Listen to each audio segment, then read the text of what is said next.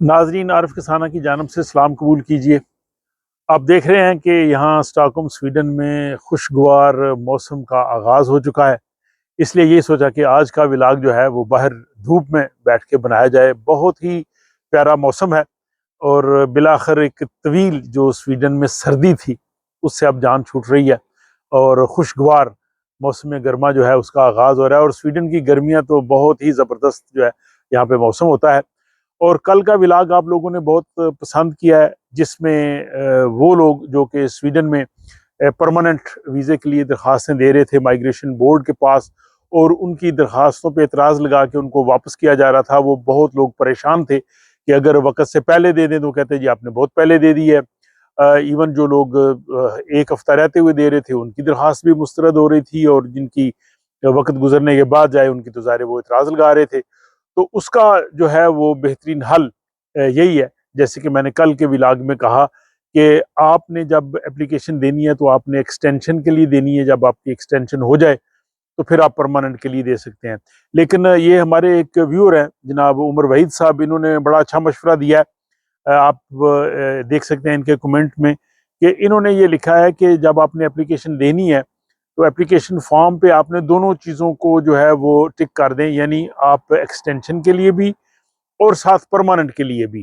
तो मैं समझता हूँ कि उमर वहीद साहब का मशवरा जो है वो बहुत मुनासिब है, मौजू है, बल्कि बेहतरीन है।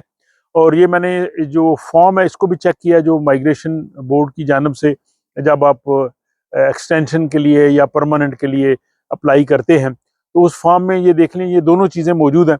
तो उमर वहीद साहब का जो मशवरा है या इनका जो तजर्बा है उनकी रोशनी ये है कि आप इन दोनों को जो है वो टिक कर दें कि आपने जो है वो एक्सटेंशन के लिए भी अप्लाई करना है और आपने परमानेंट के लिए भी अप्लाई करना है। तो इनका कहना यह है कि अगर आप तो परमानेंट की उस शर्त को पूरी करते होंगे तो आपको वो पीआर दे देंगे, लेकिन आप परमानेंट की शर्त को उस वक्त पूरी नहीं कर रहे तो आपको वो 2 साल की एक्सटेंशन दे देंगे। तो आप लोग भी, बाकी लोग भी जो जिन्होंने अप्लाई किया है या अप्लाई कर रहे हैं या जिनका इस हवाले से एक्सपीरियंस है वो कमेंट्स की सूरत में ज़रूर पेश कीजिए। बहुत से लोगों ने कमेंट्स लिखे हैं, उन्होंने सराहा है कि जी वाकई इस चीज़ की ज़रूरत थी।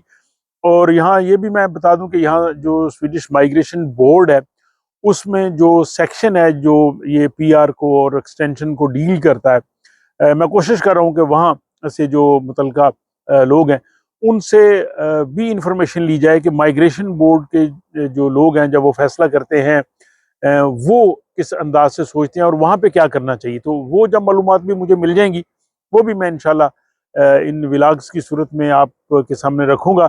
और इस हवाले से मज़ीद आइंदा आने वाले दिनों में चंद एक इम्पॉर्टेंट व्लॉग्स हैं जिनका ताल्लुक यहाँ के स्वीडन के कानून के हवाले से, अपडेट्स के हवाले से, इमिग्रेशन के हवाले से और जॉब के हवाले से भी है। तो वो भी रफ्ता रफ्ता आप देखते जाइए।